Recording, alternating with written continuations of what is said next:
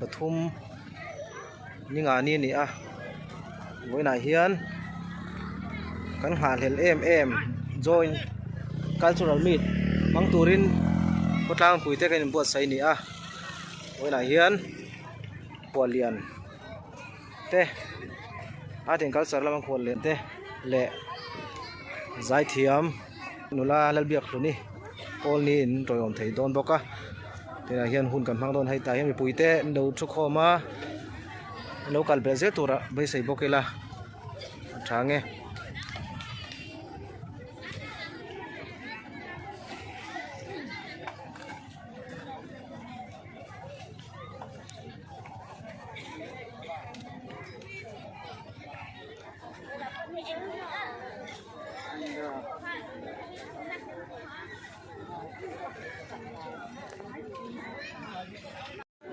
cultural dai mang tu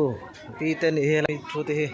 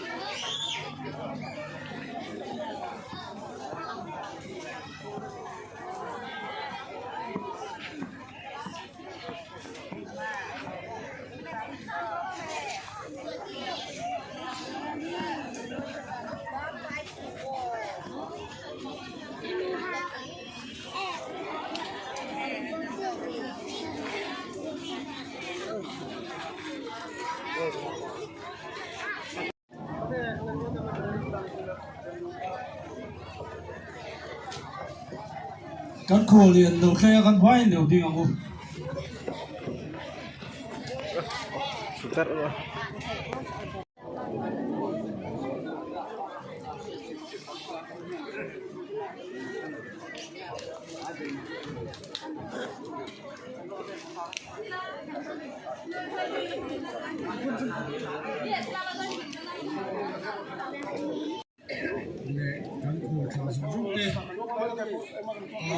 cultural association general headquarter bringing kan lo long chua ni pui zong zong te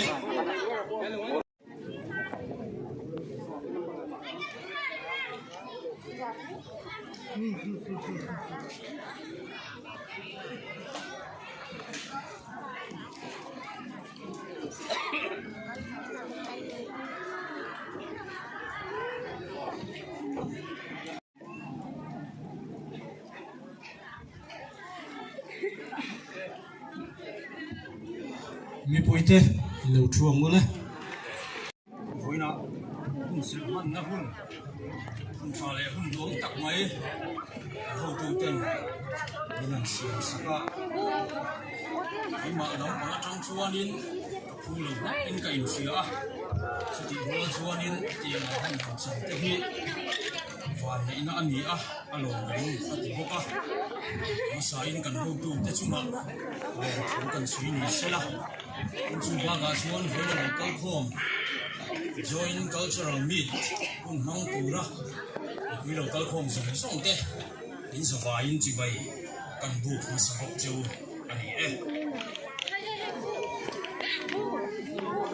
thiang thu thiang him siarin ngai tha ila isaya bung som rup chang som le pahi thu irong bol du lo nam le ram chu aboral don si a ani chung nam te chu ti chi to vin an omang irong bol du lo nam le ram chu aboral don si a pathian thu chuan ati ani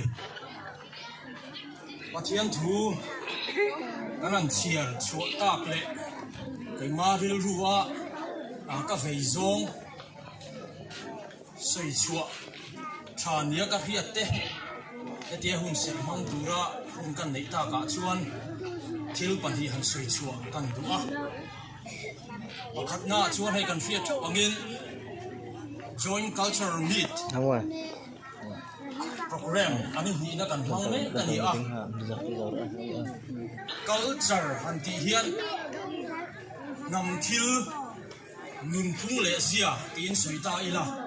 kai ma chuanin a chian dan ani a chu chu nang ni po in ni ve tho ka ringa nam sang sang hianin ti dan nun phung le zia sang sang hi kan nei theu maya chu mi rual ro chuan a engama a khoyama hi chuan om bi ke mo lu bi khi a om san chuang lova a nei tu ten a nam nun phung a nam zia nei tu ten a kan chuan thiama kan ti ru thiam pau le kan culture kan nama hi a ro pui mei don hi alo ni a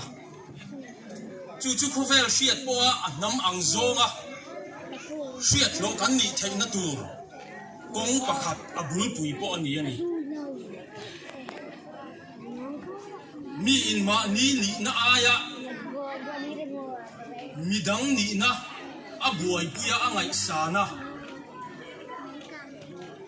ma ni na lava midang ni na ana anun tat hianin ani na anun a hlau thina chu tiang ni lowa voina kai ma ni na tak mai kan nam zia kan nun phung le thil te pau chuak thei tur ang zonga joint cultural meet va thuam pui huna kan buat sai thei hi alom om hle in ka sia kan ho tu te point ngai tu na an seng na sa a hetiang thil dei fo tak ni in ka sia ong le na mangai tu chuanin he joint cultural meet program kan man hianin a ma zong aya kan inkara in u naw na thazok min nei tir tu man ruwa ani theyang a ti ngai tu na te po ril ruwa alien khop maya voina hianin nam sang sang local khom kan ni a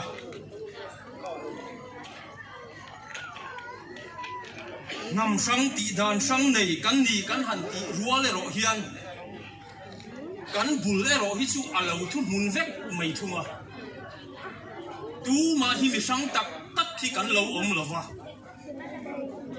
kan za hianin u naw vek kan ni ti lai hi voina hianin kan hriat thar atan ka du khop mai pathian thu chuanin tin lai chung zong zonga om turin bul mun khat vekin nam tin mi asiama ati a e pathian thui han ngai tu ta ila adik le in ka sia ni mi sang tu ma kan om lova kan zawa hian in u naw kan ni pathian thu chuanin ati ani kan nun dan kan thil du zong kan ei le in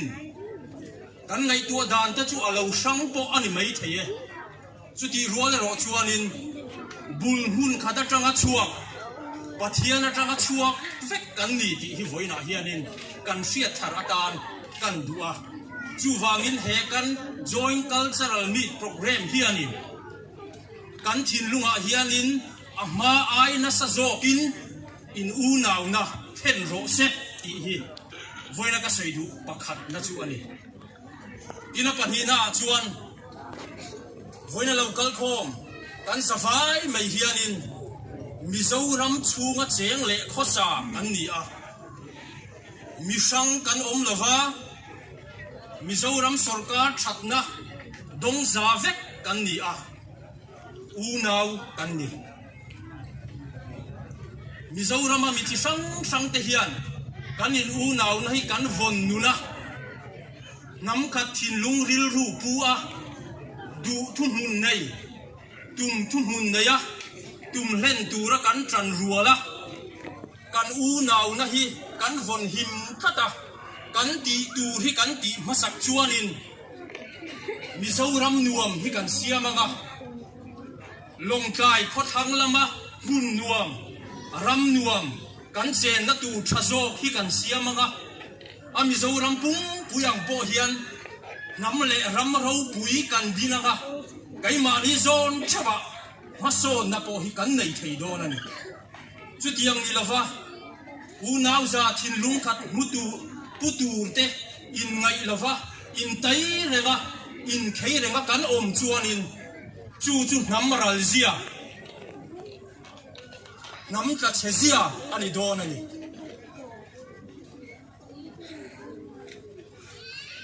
chu tianga ka khen lo na tu na tan chun kai ma ani thau ki voina hian kan poimo ani ti lai hi kan soidu a chu tiang tu ra tan chuan kan ti tur masa chu enge ni pathian thua kan siar chuata kan khan irong bol du lo nam le ram chu ti bo ralin an om don ani pathian thu in ati ani kan ramadam le theina tur tan te kan ram le nam mi zo ram kan hum theina tur tan te kai ma ni culture chap ani phung kan hum hal khat theina tur tan te zo ram nuam kan siam theina tur tan te kan nam le ram khovel ria ta alo ro puya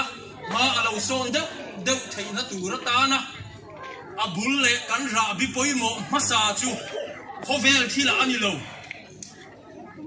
politics sa tang point alani chuang lo abul pui zo kan ra bi tur zo kan ra fu zo tur kan siar tran na zo tur chu pathian thu ina so yangin nam kinin mikinina lalpa rong kan bol tran na zo khiana in tran ani ti hi voina hianin kan sia ta tan ka du le mai chu tiangang thin lu pu chuanin e joint cultural mi po hi mang thep theila ti hi kaina ka du thusa ani e pathian thu kan an siar chu tak le kan an soi le tak te lalpan kan za tan mal bi so sa theu se amen pathian he nai chong try ang lalpa kan pathian kan pa du tak vanami pasain mizo tongin kan timaya nga pang cultural meet ani loba join cultural meet brew chakma bom pang tekal khom tura culture lama inti siak nai bem milovin mani culture phaulan na tura tara hemi thi bo sayani wangin common language in report le introduction hi toron pedong ni ti kham sain kan soi masa ni sela pu chairman le voina kan kholian ulal choi lova deputy director art and culture Mizoram le super specialist zailama artist titiang voina tan chon super specialist in kan timaya nga athamai tura ngai la anan tiswal dewani le mithe thiam tura an ngaya kaniem zaom tak pusi romura led UDNPA taxation LADC le pulal zaom achinza president MNF district headquarter le asui suaite khonga in kan chief guest loading sila kan kim thiem ale toke thang lo me deputy director art and culture Mizoram ani ache na mun he mol pui bethel ITI venga khosame kani nula lal biak luni kol di khongai loading sila ni nan mo pena ko ban lo kol sila anga ani hi zai thiam he un ron mang tura mi don tel pui the wa ko chunga kan lo le ani ai non veng ai zola khosame kani pusi ro hura khongai loading sila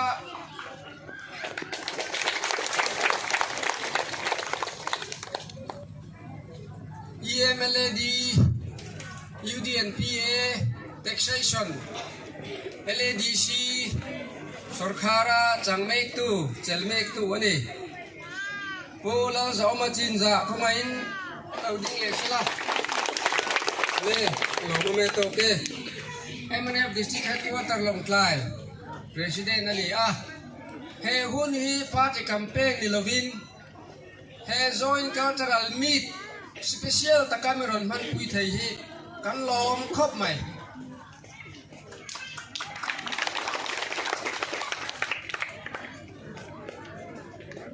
ผู้ซีทันเสียมาคงให้เราดิ้งเลยเสละเอาแมนโอ้เล่นต่อแกซีทันเชียงอ่ะโซกันนี่MRF District Headquarter Secretary อันนี้ทั้งเชียงอ่ะบ่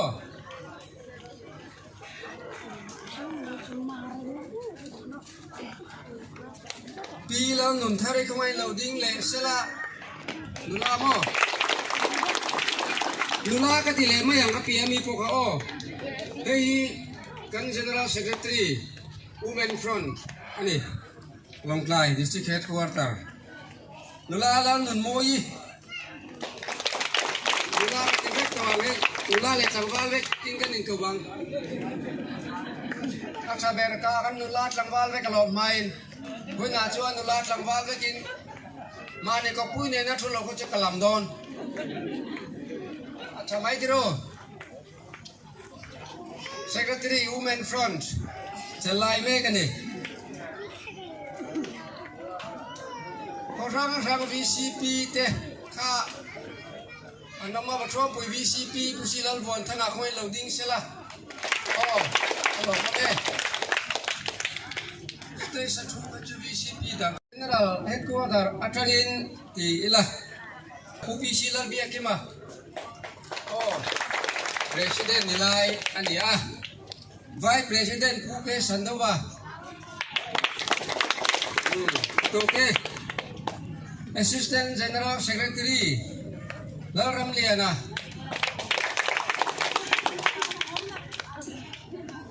Treasurer ซีลสอนทั้งอ่ะ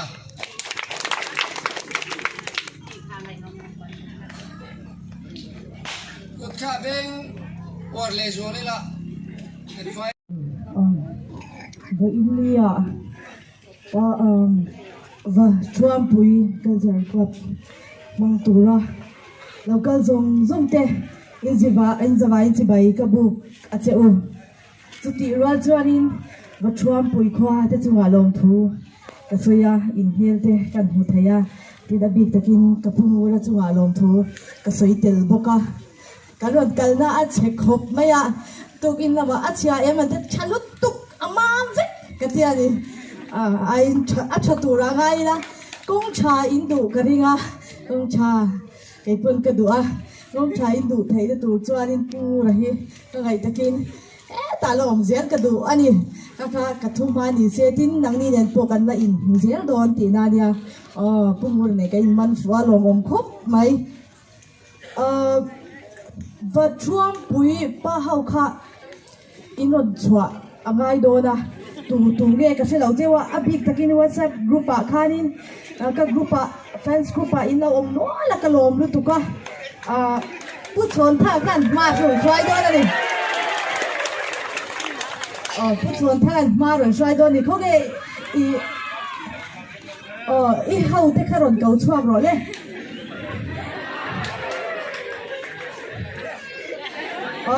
i hau te karon go chuak ro le an mel te chania he ta po lo chuak in nom ro in chuak mai don ya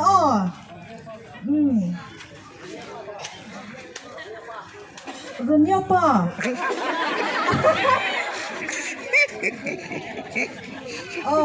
ilan chuak de tura nga yang tin mi pui lam pam te pokha ku kan ben nga tan kan lo ti dual lang pumuran ka ron lom de ti kai sak nge ngai tia ka kai du ve de ka khang pui ka ria a du tian sa pu chon tha kan le phei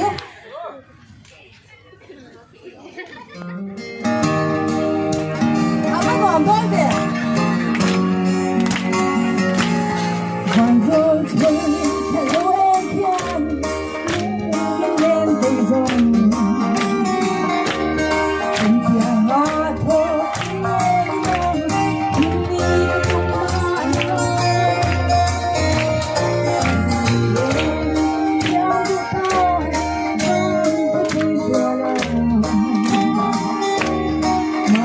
Bye.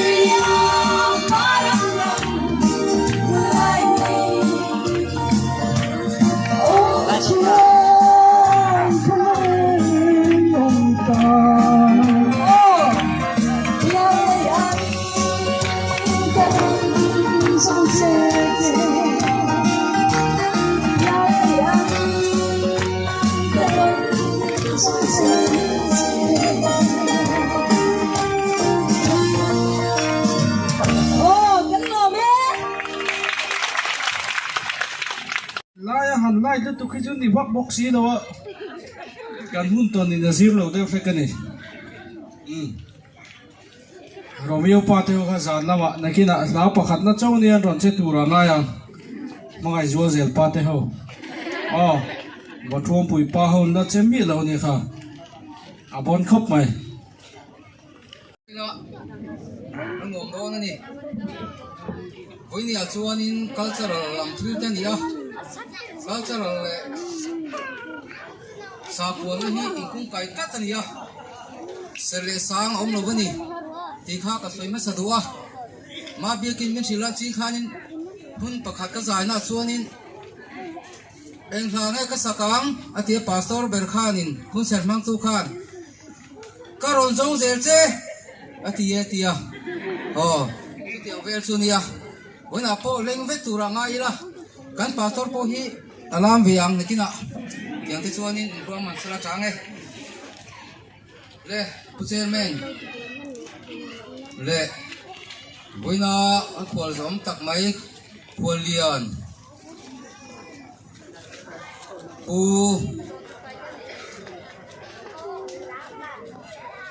pul choi lova deputy director Art and Culture Mizoram te le pu si rongura MDC ni bok Patruang Pui constituency a kan pa ber imani pang tan pai chuanin kan pa ber ani a tele vonia kan zai thiam te nulal biak runi kolni te le kan patri lama kan ho tu te kan president te le GS te elai phuna zone cultural meet mangtura local te le vonia ka tho pui PCA a ka tho pui te le organizing committee te le ekotlang nu le pa te le khol khua changa local club thang changa local te le kanunau bru te chakma te le bom te wani a hian in chunga lom thu ka soi du a thu soina hun len chang ka nei thei hi lom om ka ti a pathian le local khom zong he zone cultural meet mang tura local zong te masa in chibai ka buk chiu ani voinia thu soi tur tam tak ka nei lom thu soi tur te po kan nei a thum ha te po han nei ka du a tin chumi nu lama chuan thu soi tur poimo tak tak te po ka soi ha don ani ti kha kan khom ten thi ela chome masa in lom thu headquarter atanga soi tur kan han nei ang te po han soi ta ila tina kan ngai thak thak ang khan hemi cultural meet bo sai tur hian ni kumlam atang dai to khan boipui ani a ma milak satu kan bial tu MDC EM nibok LDC pusi rongura hian thei patok cho in ma milak puya ani malak pui na le tuna pulal choi lova kan deputy director te malak na in he hun hi kan phang thi dona alomom he in kachi a chuti chung chuan in a program ni ta sela kan om na te kan sia a van khu phak lu ram bo thom pui mizoram chim to pom kan ni wangin kong te a chalova a hun taka an lo tel thi lo wanga ti te song to na tam tak kan nei lain pathianin a hun taka aron roi thleng thloma kan lom em ani tin na bi kin zai thiam abiaki amel kan hu theya whatsapp group ate hun sang sang a zai te kan hu china ama hi ataka mulo te po kan tamang oinia ataka kan han hua helaya ami han lam sakte men zai sakte hi kan lom he ni ti kha an soi du ani tin oinia hianin nam sang sang helai vela ka du le nau te bru te chakma te bom te kan oma nam sang sang om khom kan ni wangin ani ho hi tun tumi ta hian ron tel vek tura som kan ni a maro chu tun tuma hian abi takin kanuna bom te an mani polak mi bo sai ani ve awangin achen atam jok chu ti mai la so lovang chu bunwam lama tun huna hin program an hang ve meka helai hun turan tel pui thelo ero chu poi kan ti chu ti rol chuan helaya kan khutanga omte an la tlan una hu te changin bom cultural chu ti mai la lam te chun an so thei don in kan ri a an chunga kan lom hle ani ti kha an soi du a tin oinia club phang sang atanga local te bi takin longtlai atangin longtlai kha mani loka club din ani a ani po anon present thia an chunga lom thu an soya tin cham du tang chia tan to kan min khan competition program anon phanga tna hianin competition program zo khan an ho le ta ani po min han pui ani an chunga kan lom hle a mau tang lam an club te po oini thengin lo te pui thia zan lam thengin kan program te helai mon lo kal zong zong te bru te chakma te o kha lo te pui turin kan som hasa chu ni ti kha an soi ni ta sela bona hianin soi tur tam tak kan ya nam bil lang zonga han soi te po ka sa ka tin mi tani a nam thang thang kal khom ka soi kan ngai tak tak an khanin helai huna kal sa thang thang nei te kan ni a chumi kara in lung rol na nu naw na tha lampang te pon soi chu ka du viau lain oini a hian ka ri ru om an soi chu ve thim thim ka du a chu chu kai mani nam bil tan po ni anga tin helai huna tham chek nok te mayang nam te nau zok om khom te tang ko atul do na ni dan aboina ka chu soi tur hi ti lai kha che tang ta ila chome tuna chuan chu soi tur lama an tan ta mai ila a thu puya hianin ram le cham hum hal ka han ti ma se ram kan nei lo vani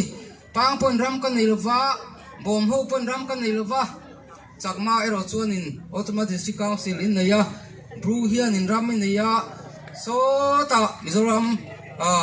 kothang lama sonin tripura awma ram in nei ke mani helai vela hian pang ho chuan ram kan nei velo nam ero chu kan nei ni nam pathian din pathianina adu taka siamte kania wangin nam hum hal hi apoimo ani ti thupui mangin oina hian thu cha feidona ngai ta ila nam hum hal kan ti hian tam tak chuanin Bangladesh border lamte mo kan melin changma foreigner ho mitha lo lang hala achan ro chuanin vai reng te lam atanga lo chho vai kan ti ho bi tum tura kan da a heng ho la ka chang hian kan nam hi kan hum hal ka tur chu ani adi kho mai tun huna hian oi me ten ram dang mi te len nam dang mi te dan lova mizoram omte electoral roll atanga pai chuak tura ma an la hi thil chu tak ni in thei patop chua zel turani kati ani hei hi thil poi mo tak ani rolin hemi pilama po hian thil tam tak kan ngai tua then atul ani tunhuna kimani zinga nge PZP kan tia pang zilai po te po hianin hemi chungchang a hian kan thalai ten nam hum haldu na thinlung kan han nei chele he tiang lampang biru kan han pu te po hi alom om ka ti a atha ka ti a thlok thlak taka kan man tho te po ka du ani nam hum haldu na nam hangai na kan ti hi sap tonga nationalism ani maya mi thiam ten an soidanin he nationalism hi kumzabi som pasri na vel atanga lo piang le han tan ani a lo la chana tak phei chu friend revolution sangkha zasri somle le pakwa khan in kumzabi som pona bulam atang khan europa chuan tam thang thang zinga nam hum hal du na hi alo lianin alo poimo ta he a europa atang hian asia rama nam thang thang zinga te Amerika rama te le Afrika komol puya te he nationalism kan ti hi lo dar ta zela mithin te zinga hian takhat ni a insiat na te impung ka big ria wa insiat na te culture in anawang te chong tum hun man ho wang te nun phung in an ta na te har sa na tum hun to ho wang te in ram nam thila har chuana national consciousness alo omta ani chuti chuan nam hum hal kan tia tum perle agol tur chu mizote zon ha thak te abi takin namanga kan din chan chuana tur le chim dal kan ni lo tura thei to pa bai ani foreigner kan du lo tlat na chan te inner line decoration ri kan hau em na san te hi engwange chim dal kan hau wang ani chumi om zia chu kan dam khu chua na tur survival kan khel ani ta ber chu hei hi khovel khovela nam te nau reng in an khel per an renga a khel fu lo le khel thiam lo chu chim dalin an oma a khel fu le thiam te chau an ding chuak chin ani ilai po kan hiat chome chu ti chuan heng zo na te hi ani zo ti la poimo khop mai chim ra la kan om lo nan le namanga kan in chua ve thene tura kan mala beina hi acha to kem ti te hemi ba ka ma so na le mathar la tur omem kan ram le nam hum hal tur hi khoira nge om ti te hi kan ngai to acha China rama an national movement la tak pakhat boxer religions sangkazriat somle le pakwa somkwa le pakhat antia antu pui slogans a chuanin saptong tiang hian ai ziaka get this of the foreigners and our difficulties will be over tini chu ramdang mi te hi chuak vekila kan har sa na chu akiang vek mayang tina ani chu mizoten zona thak te hianin apoimo he a adik ve mayem ti po hi kan ngai to chian tu lo me tungai hian kan salai tam tak dam vei fu si nama tui ve fu si nama kchiang ti ve sin chin si tho cho nei lo kan tam mai atok thei ber le thoklok ber tu ten drugs addicts mo le rui lo addicts tat mai te zungol kan vei that mai te chu thil poi takani nam hum hal kong da tu lian tak ani ti hi kan se ta cha zule rui lo wang hian nam tam tak an tu che toa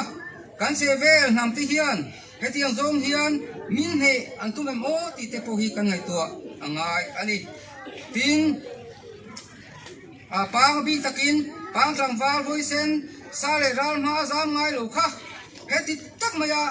rui thei thilina min han sop sao ta mai hi apoi ngot mai tam hum hal du chalai te chu heng thil chalo la ka chang hian chuak ila nam tan kai mat takin ha I thokang u tin zirlai kan I po in kan ham hum hal nan tai mak chu ila kan fe la thiang lo top mai ni mo kan ram ma na poi mo tak tak thok turin le ka thiam angaya le ka thiam apoi mo thiam na nangin nam dang te ne chuak kan tum tur ani ti hi oina soidu ani a ti chuan ham hum hol na ta na thil thu le poi mo em mai chu tuna PCA kan ding pang cultural association hian thil tum kan nei ani chu paruk kan nei a apakhat na chuanin teng hian lo soi ila pang ham zirang hum hale choi san ini pang ham hi kan zirang nam kan ni chuan zirang mo culture kan ham nun phung en kim kan nei chu kan hum tak tur ani ti kha tin kan choi sang tur ani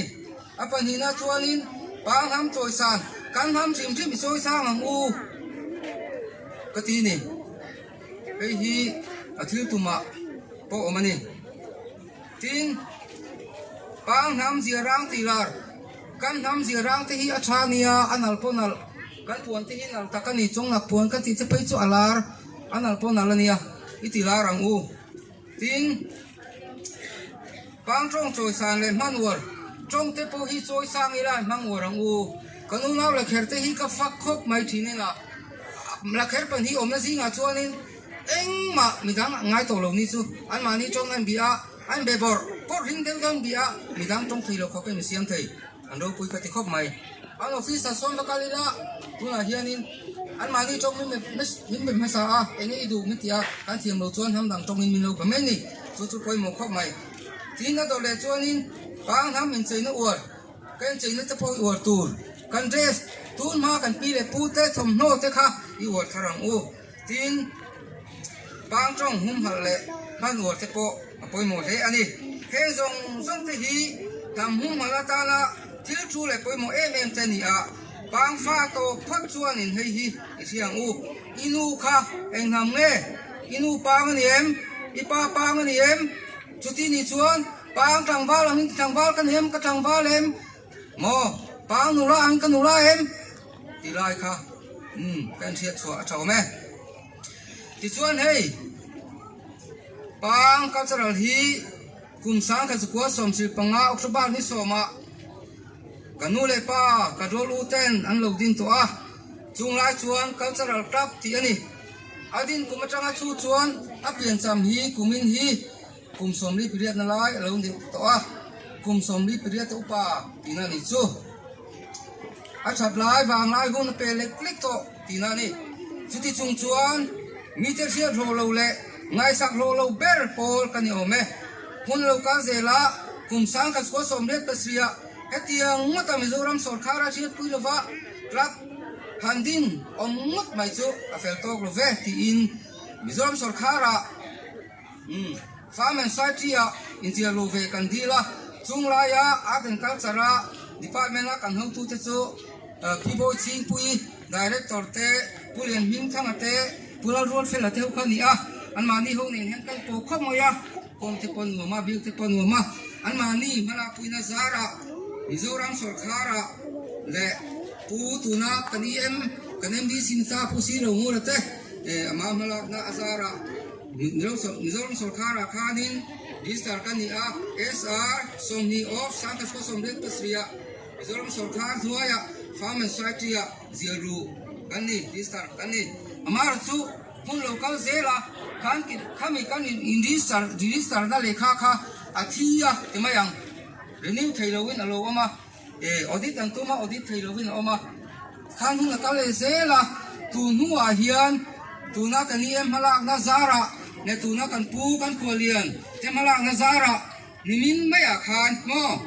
mizoram sarkara farm and society a distar kan le tani tilai te pokha ke ila a chome Kemi in distar chung cha a hian hei tuna kan kholian ni me pu lo choi lo wa deputy director art culture po hi ma mela pui tu le min chu tu ni a chunga kan lom he ani tin kan cs PK dấu thần là finance secretary pu har ba mai moi te hi te tu chu in ai zo lama ta an lu thoka an mani zara tuna hian Mizoram sarkara indi star kan ni to ni ti lai kha an soi du ani ole hetiang hi kan PCA din hun chu alo ni a kan soi chu atang ringat ko hian an chang kan lo zia le kan chuan op zia te kan bai vai zia te chu alang chiang o me helai chu hianin kaima ril ruwa chuanin pathian thu te ko lo lang thina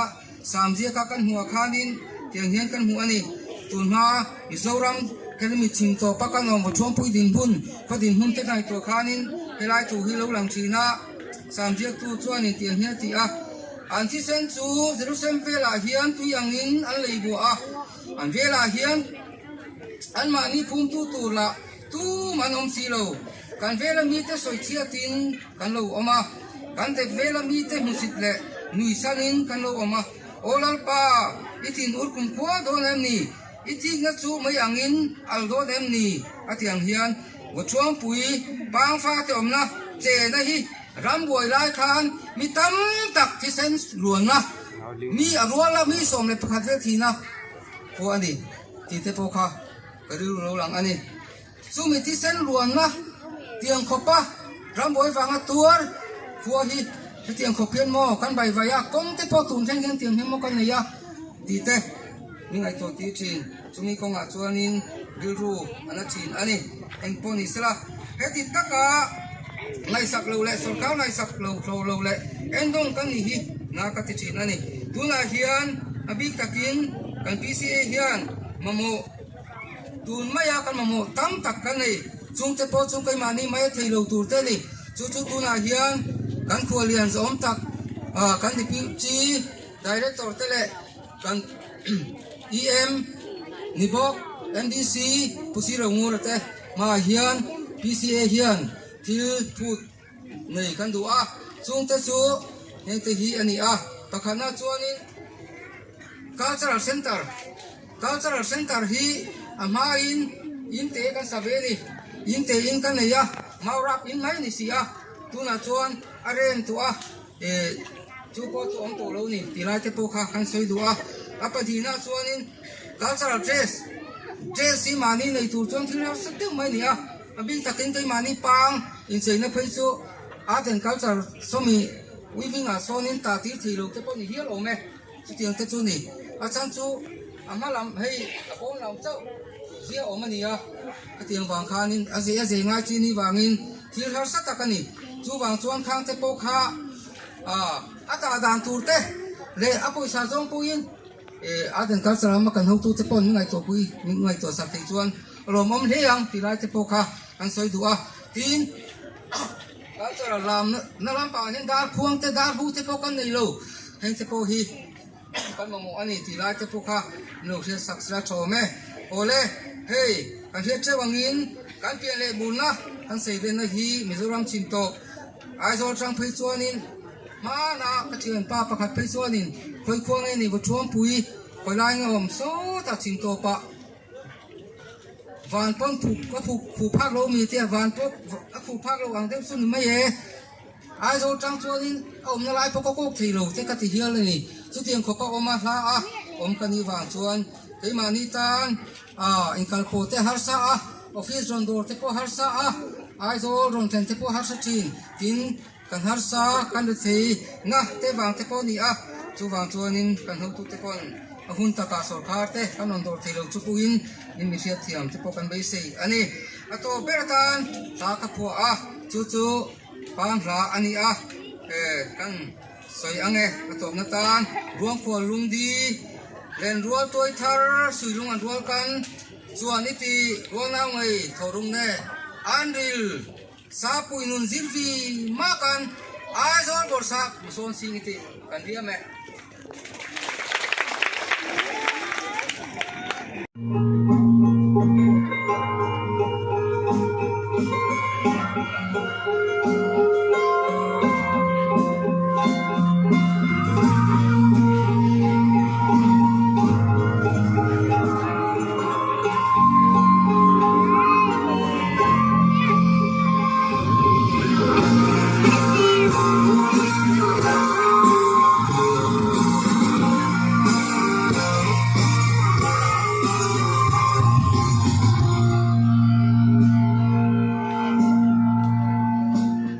sai din soin o yo lam ne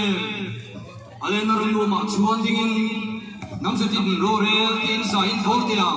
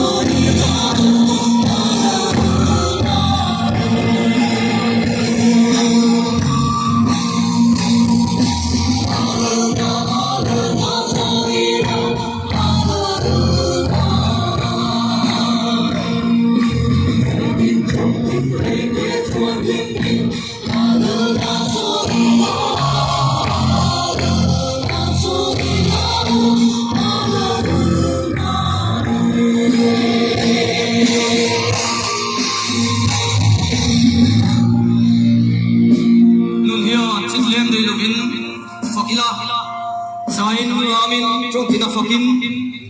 mangai tu lalun ne tin zain vole te a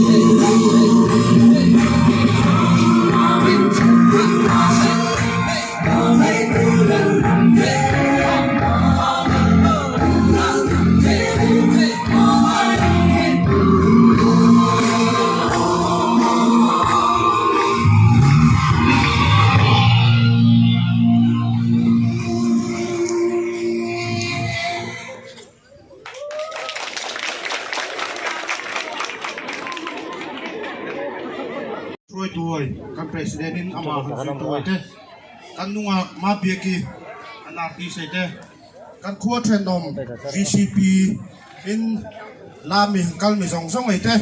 hoini vuthom pui khua kan kalmi o program mang dingan kalmi song kan nu pai kan na pai te pang cultural association ramingin kamai mo kaine mi chang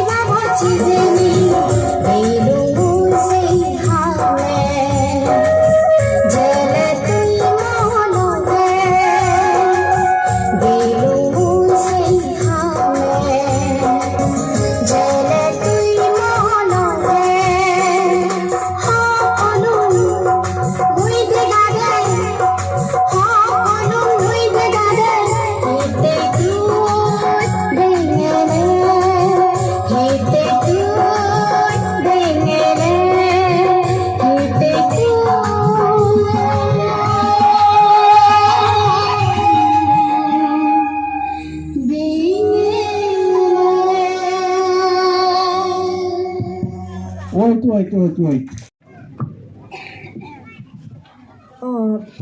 hay pu chuang a hi a fel em wa ka pu the an min fang vak vaka ka fel lo an fel wanga dia ka fel zok ni te ha ka thum ba le lak la no bong hong kha he tha lo chuak lu le suit ka bordon an ka ru le chan chumi zo gan chei do da ni ini ringa apa lagi kau ke ini ringaฉันแค่วิ่งเราตุ้มโดนยา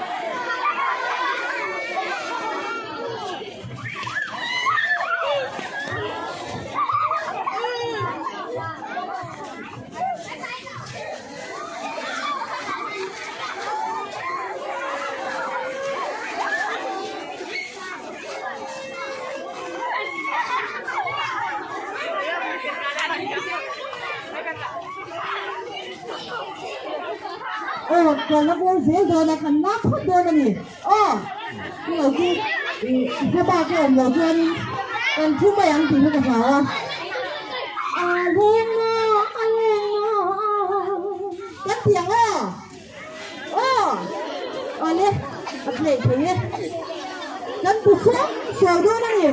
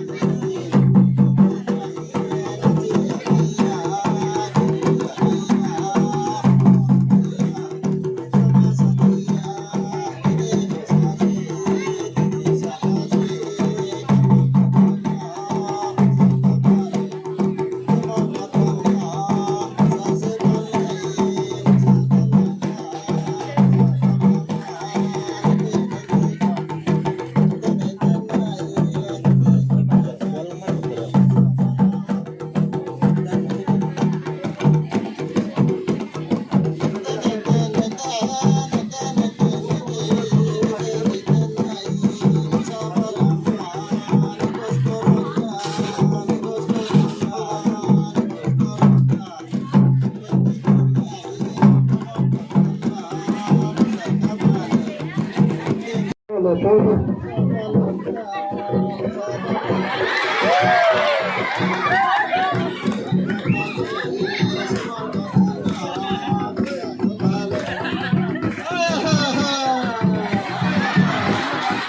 quay trở lại ra sao hồ đang thất rồi.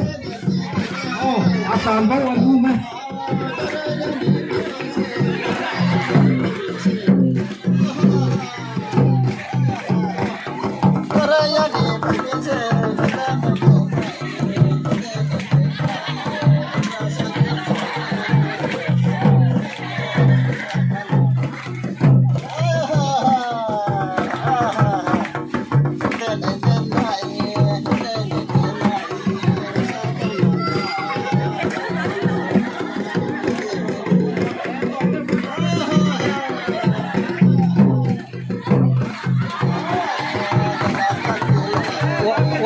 Warde lekin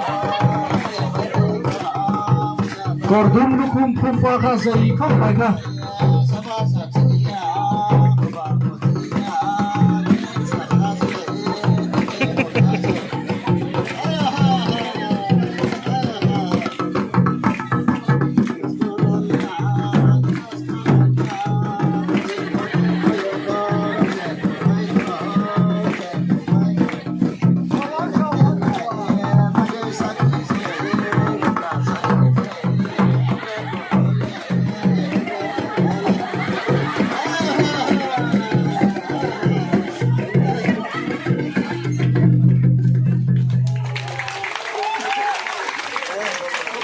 Vẫn lên rồi mà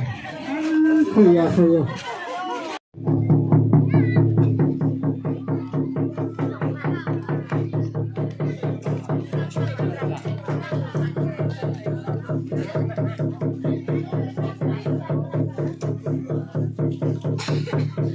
Nó là do vẫn làm mỗi tất cả cần em nhất thì sao làm cài anh ấy mà nói đến pi mà tu thì in đâu chuyện anh ấy in đâu na nghe na anh chân nên nghe làm mang hiền em hiền na anh nói chuyện đó đâu trong cuộc chiến tôi làm cái tôi cái cuộc chiến này thì na đi này làm tao hiền anh năm làm gì cả các sở lúc sau cái na chơi rồi cái này thì là ngày hiền là ngày là tôi làm chuyện lại làm tôi cái cuộc này luôn.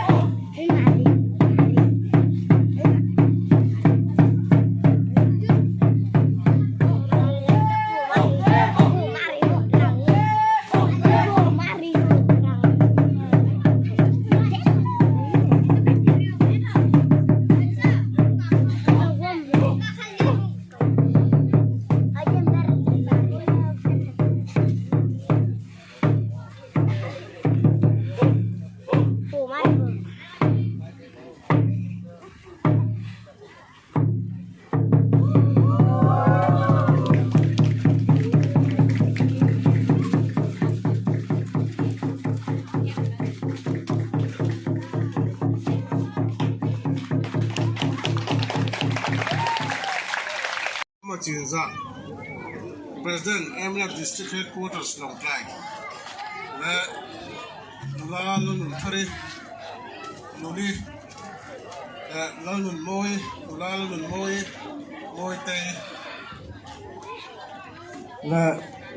PCA General Headquarters of Way to Zong Zong Te, La Organizing Committee, as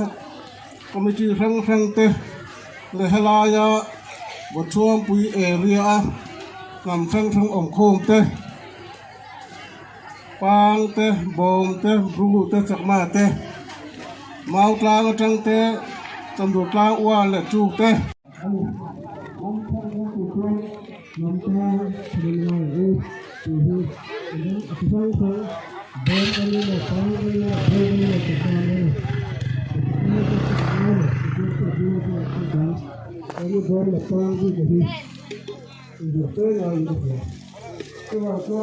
Lo hơi rồi lên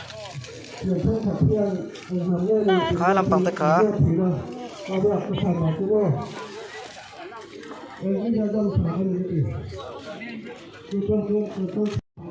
mà thì thêm nó giống như ngày sản mấy tụi cái cái sang mà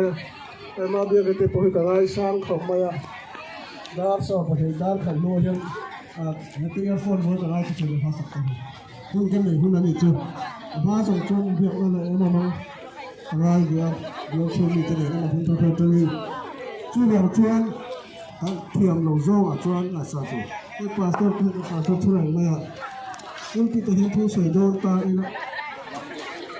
sợi đôn đôn thì là thiềm chọc đôn đôn thì là và thêm thu sợi tiền cho cái phít đầu có từng này cân tít thật lẹ nhưng sinh đâu đâu thì tao mà đi thu được của trong ăn thì cái gì cũng là nó ok xuống tên này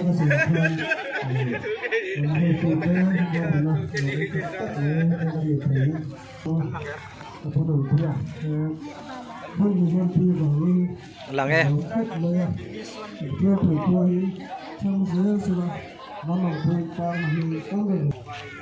cái vắt ru về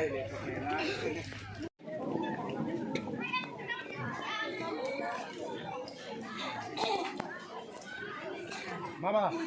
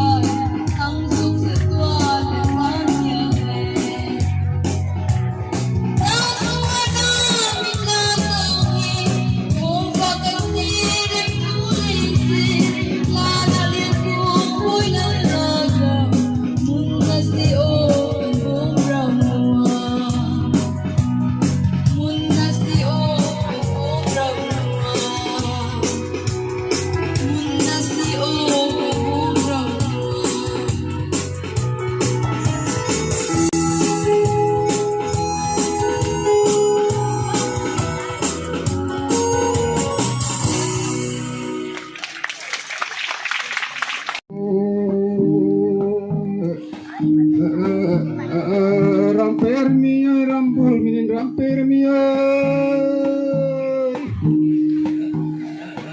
rambul damlin rambul minena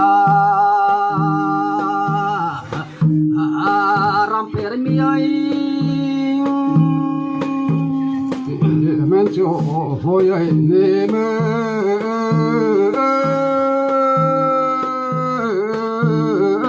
rambul mi nen rampir rame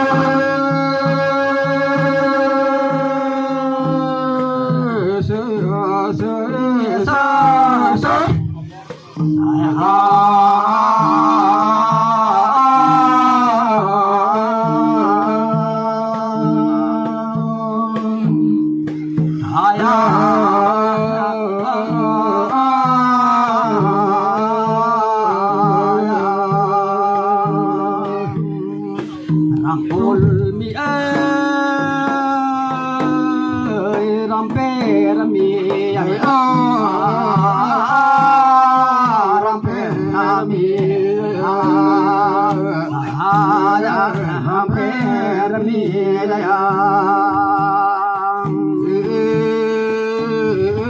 rampul mi ramper mi ram lai zola kenan tong dan kenan tong dan kenan tong dan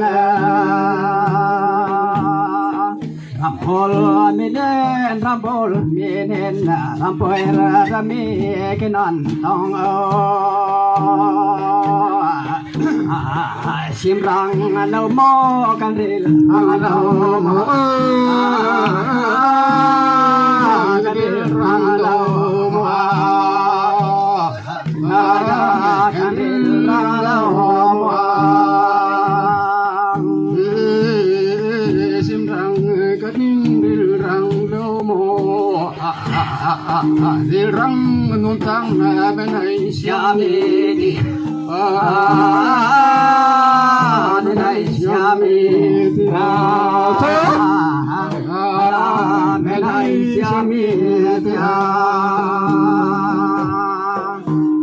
Ơi trong tiệm lâu nô mai siami tia, nenai siami tia, nenai siami tia.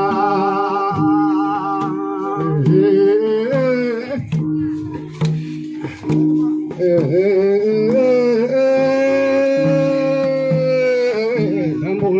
deni ramper mi gitong jangan cek rampui pasang zolan roben thoti ponang in lom dia ponang in lom dia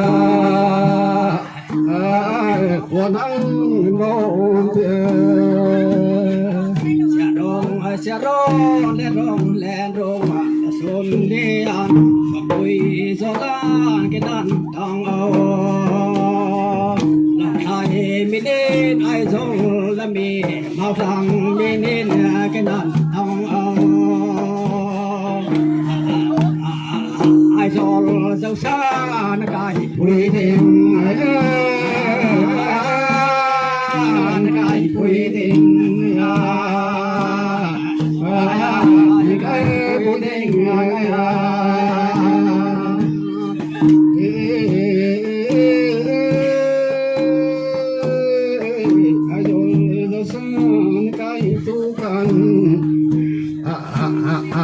Thiam thu bang in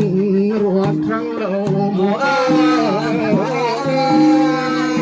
ruột trăng lâu mùa in ruột trăng lâu Sia rong len rong xuân bụi gió la cái sia ai tua sia ra câu đi xuân bụi gió la cái thằng tuổi la sẽ cái thằng tuổi la sẽ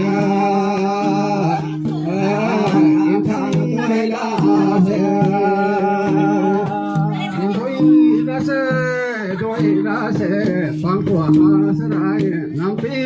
sarai chẳng nan re se cô lắm xem mà cái tiếng vui ya mía có tiếng vui ya mía cái tiếng vui ya mía ai ai dạy dạy xia rong mau đầu chúng cần lên đua lời xia rong mà nan cần lên lại làm gì đi lại làm gì đi lại làm gì đi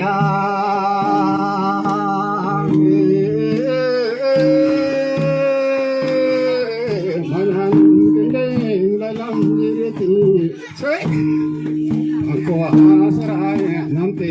sarai chẳng nan ring se chat na ho san nan pang ko cái nam te chu tom la se te chu tom la se he chu tom la se xe rong le rong gao no vai tôi nào no vai hai zol minin bao đầu đó là cái lần thằng ông vui thay nga mi hồ nhà đâu lòng khai minin cái lần ông gì lòng khai bọt sa nó son vui men tia son vui tia son vui tia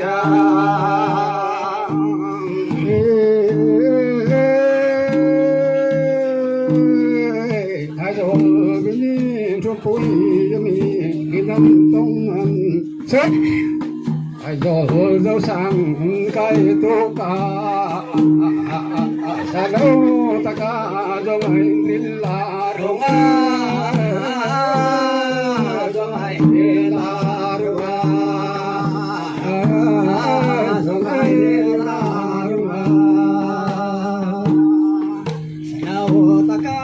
sa lâu ta ca dâu đẹp là rong dâu đẹp là rong dài la gan sia hi lên mi xua lẽ tha ca nên điểm tùy tình nên điểm tùy tình người nên điểm tùy tình người nghe vui tình tôi nã đại tình bên xe mi tô càng sang lối tô càng tô kính trong lòng cái đôi vui tình ai đó rồi vui tình người đó đôi vui tình người đó tô kính trong lá tô tên hoàng làm rồi vui tình mi hồng nhà nơi xe rong đèn rong rong đi ra để làm gì ra buông theo vang cái này là lăng đâu lăng đâu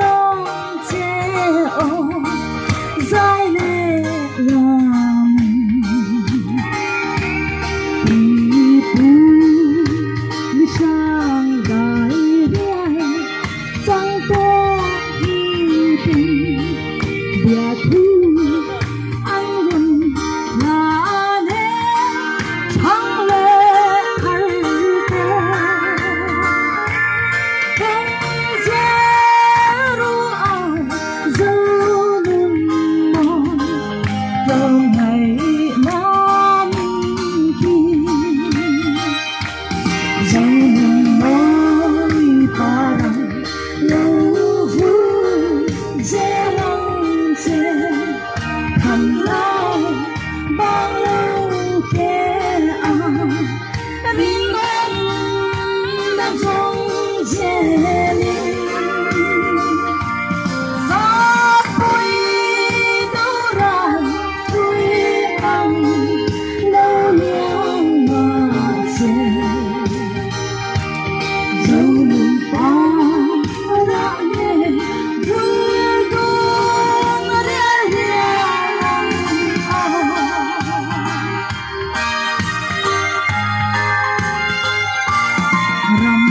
rằm thăm vào nung tế khoáng cánh ngài trên lại lo về riêng vai chẳng hay lao ra cánh mang lên na con nè lên thế lâu đâu mà xem xóa nó trên lùng dâu xa đằng đằng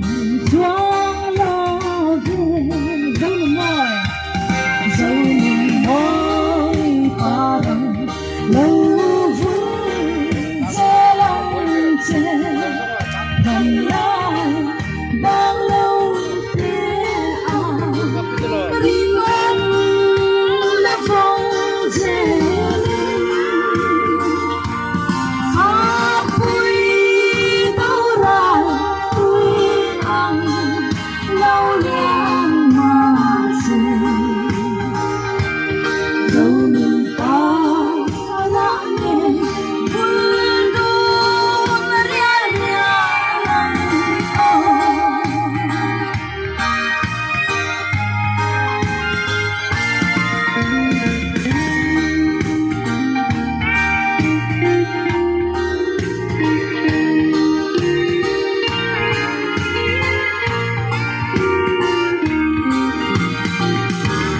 mà sẽ năm mùa nắng đằng gió cánh trôi sang về cần dấu mong mỏi cánh hoa ngày đó em đi ôm lệ đi qua parang chuan thằng quê vai đàn em mình chim boy mà xem thiên nhiên cái này lo xem dòng môi cũng con dòng môi parang lâu vui sẽ lòng chê thầm lại bao lâu thế à đi ngóng đã phong dễ gió bụi đâu rồi tôi ăn lâu ngang mà sẽ dòng ta đã nghe dòng ta đã nghe vui đuông riêng dẫu mình ta đã nghe vui đuông riêng